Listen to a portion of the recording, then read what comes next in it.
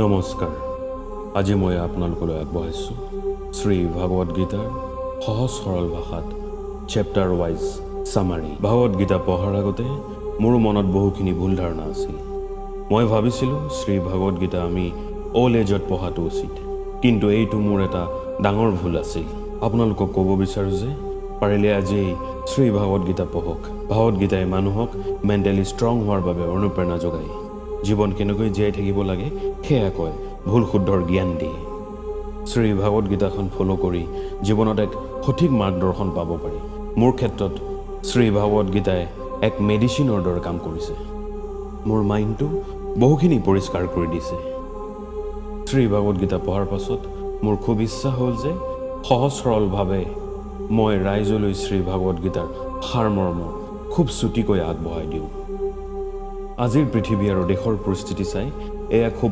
আনুষাংগিক হ'ব যেন লাগিলে কিন্তু পিছমুহূৰ্ততে মই এক দুবিধাটো পৰিলোঁ যে আজিৰ এই মেটেৰিয়েলিষ্টিক লাইফটো কটোৱা য়ং জেনেৰেশ্যন তথা ব্যস্ততাৰ মাজত ৰাইজে মোৰ এই প্ৰচেষ্টা গ্ৰহণ কৰিব যায় কিন্তু শ্ৰীমদ ভাগৱত গীতাৰ উপদেশ বাণী মোক পুনৰ সোঁৱৰাই দিলে যে কৰ্মহে মোৰ হাতত আছে কৰ্মফল নহয় গতিকে পুনৰবাৰ শ্ৰীমদ ভাগৱত গীতাৰ উপদেশ বাণী শিৰোধাৰ্য কৰি কামত আগবাঢ়িল শ্ৰী ভাগৱত গীতাৰ বিষয়বস্তু ইমানেই শক্তিশালী যে আপোনালোকে ফলো কৰি জীৱনত উচ্চ শিখৰত অৱতীৰ্ণ হৈ জীৱনটোক সঠিকভাৱে উপভোগ কৰিব পাৰিব শ্ৰী ভাগৱত গীতা পঢ়াৰ সময়ত আপোনাৰ এনে ফিল হ'ব যে আপুনি নিজৰ জীৱনটোকেই পঢ়িছে শ্ৰী ভাগৱত গীতা আজিৰ পৰা প্ৰায় ৫,০০০ বছৰ পুৰণি আৰু দেশ বিদেশৰ হাজাৰ হাজাৰ বুকছ যিবোৰ মানুহৰ জীৱন দৰ্শনৰ ওপৰত আধাৰিত সেই সকলোবোৰে মূল উৎস হৈছে শ্ৰী ভাগৱত গীতা আজিৰ মডাৰ্ণ লাইফষ্টাইলত ঘটি থকা সকলো সমস্যাৰ সমাধান আপোনালোকে শ্ৰী ভাগৱত গীতাৰ পৰাই পাব শ্ৰী ভাগৱত গীতাত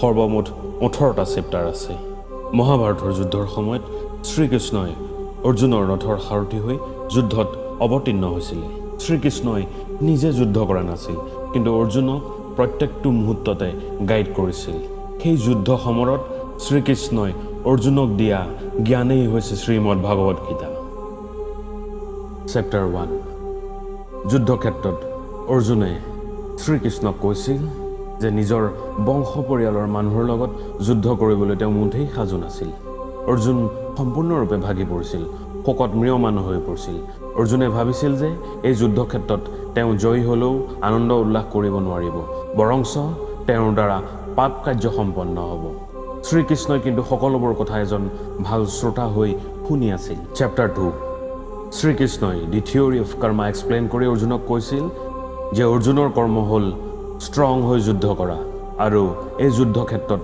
তেওঁ বেষ্ট পাৰফৰ্মেঞ্চ দিয়া এই যুদ্ধত তেওঁ জয়ী হ'ব পাৰে পৰাজয়ী হ'ব কৰ্মহে তেওঁৰ হাতত আছে কৰ্মফল তেওঁৰ হাতত নাই কৰ্মফলৰ কথা ভাবিলে তেওঁ কেতিয়াও সুখী হ'ব নোৱাৰে শ্ৰীকৃষ্ণই অৰ্জুনক কৈছে যে এই বিশ্বব্ৰহ্মাণ্ডত জীৱৰ আত্মাৰ জন্ম আৰু মৃত্যু নাই আত্মা অমৰ মাত্ৰ সময়ৰ লগত আত্মাৰ অৱস্থিতি তথা আত্মাই বেলেগ বেলেগ শৰীৰ ধাৰণ কৰে যেনেকৈ আমাৰ শৰীৰটো একেই থাকে কিন্তু সময়ৰ লগত মিলাই আমি বেলেগ বেলেগ পোছাক ধাৰণ কৰোঁ শ্ৰীকৃষ্ণই কৈছে যি ব্যক্তিয়ে নিজৰ ইচ্ছা ত্যাগ কৰি ভিতৰত থকা অন্ধকাৰ ধ্বংস কৰি নিজ কৰ্মত বৰ্তি হৈ থাকে তেওঁ পৰমাত্মাৰ লগত বিলীন হৈ যায় চেপ্টাৰ 3 অৰ্জুন পুনৰ কনফিউজনত পৰিছে আৰু শ্ৰীকৃষ্ণক বাৰে বাৰে সুধিছে যে তেওঁতো যুদ্ধ কৰিব বিচৰা নাই সকলোবোৰ ত্যাগ কৰি সন্ন্যাস লোৱাৰ কথাহে তেওঁ ভাবিছে এনে ক্ষেত্ৰত তেওঁ কৰণীয় কি হ'ব পাৰে শ্ৰীকৃষ্ণই পুনৰবাৰ অৰ্জুনক কৈছে যে এই পৃথিৱীত সকলো প্ৰাণীকে কিছুমান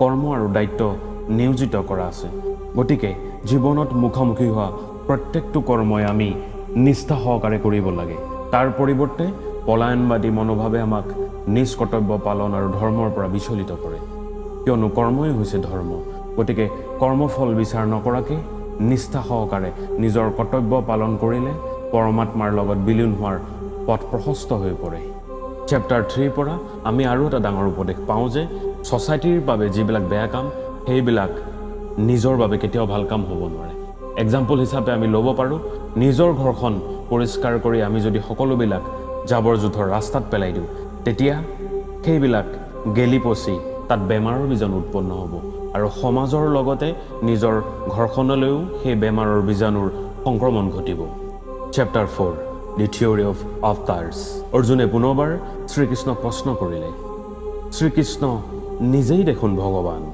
সৰ্বজ্ঞানী, সৰ্বব্যাপী, তথাপিও তেওঁ এই পৃথিৱীত জন্ম লোৱাৰ ৰহস্য কি?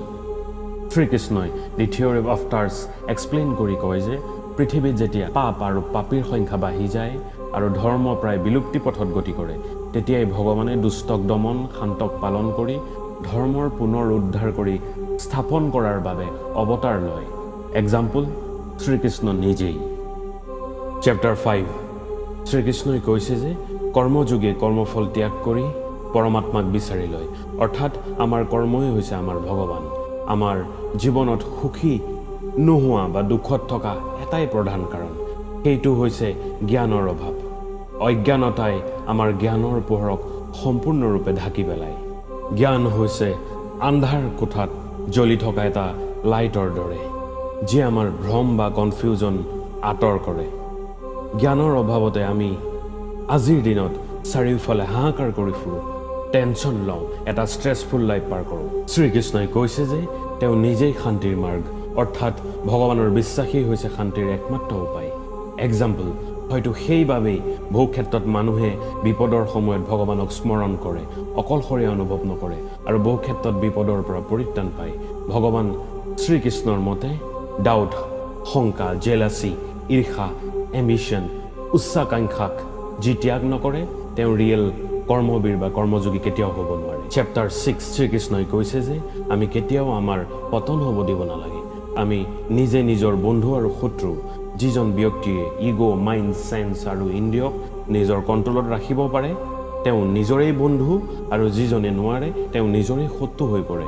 যিজন ব্যক্তিয়ে সুখত অধিক সুখ আৰু দুখত অধিক দুখ কৰি নাথাকে সেইজন ব্যক্তিয়ে পৰমাত্মাৰ ওচৰত ঠাই পায়।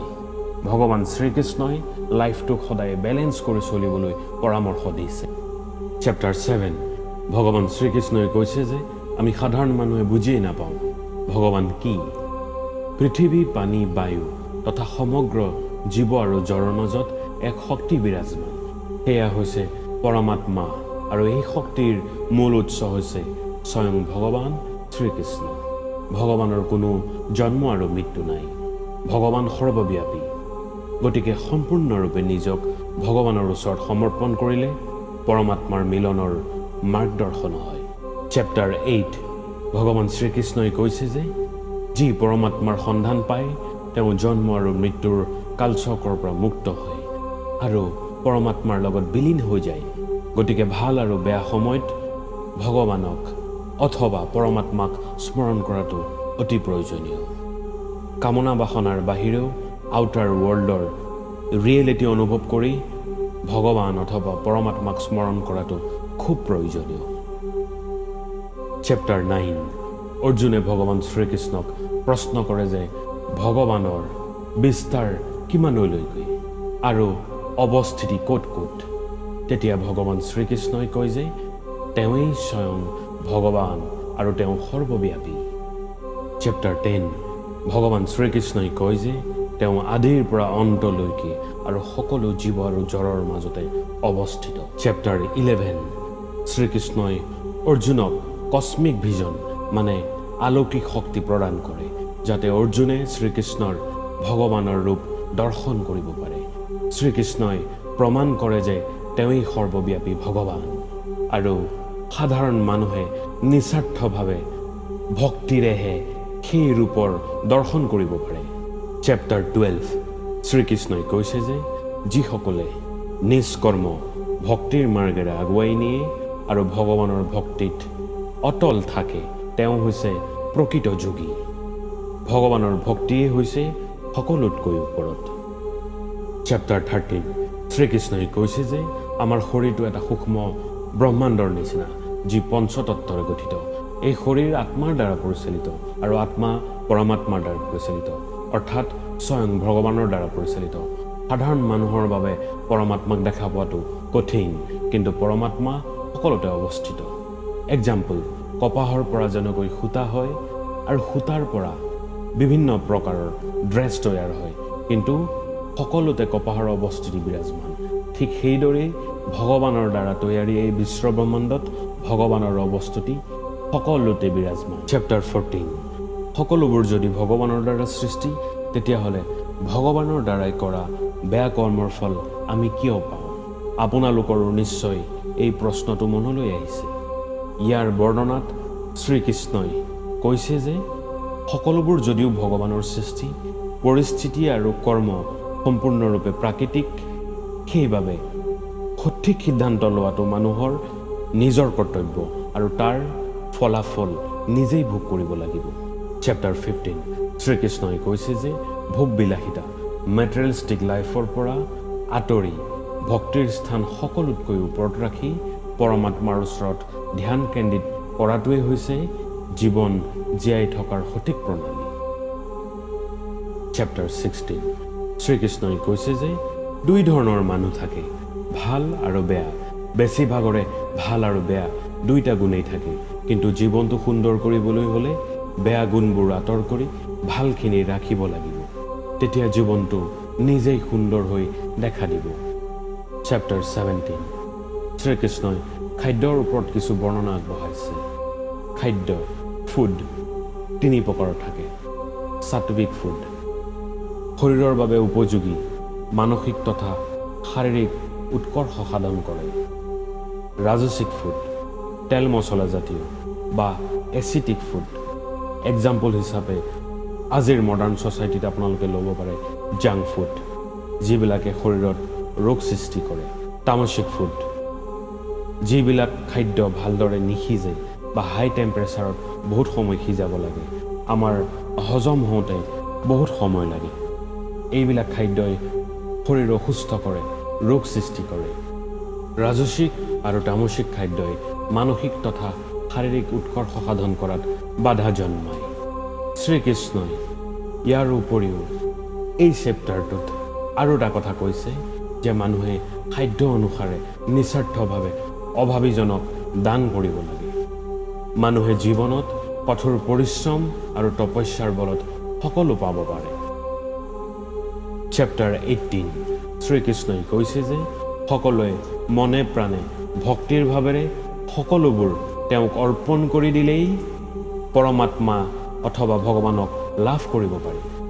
শ্ৰীকৃষ্ণই অৰ্জুনৰ মনৰ সকলোবোৰ কনফিউজন আঁতৰ কৰি দিলে আৰু অৰ্জুনেও যুদ্ধৰ বাবে সম্পূৰ্ণৰূপে সাজু হৈ উঠিল। এয়া আছিল শ্ৰী ভগৱদ গীতাৰ মূল সাৰমৰ্ম। আমি শ্ৰী ভগৱদ গীতাৰ মূল্যৱান উপদেশসমূহৰ 60% যদি ফ'ল' কৰিব পাৰোঁ, আজিৰ এই আৰ্টিফিচিয়েল অথবা মেটেৰিয়েলিষ্টিক লাইফটো কিছু পৰিমাণে হ'লেও কৃতাৰ্থ হ'ব। আপোনালোকে যদি টপিকটো ভাল পাইছে, লাইক আৰু ছাবস্ক্ৰাইব কৰি দিব। লগতে ভিডিঅ'টো শ্বেয়াৰ কৰি দিব যাতে আপোনালোকৰ দৰে বেলেগেও উপকৃত হয়। ধন্যবাদ।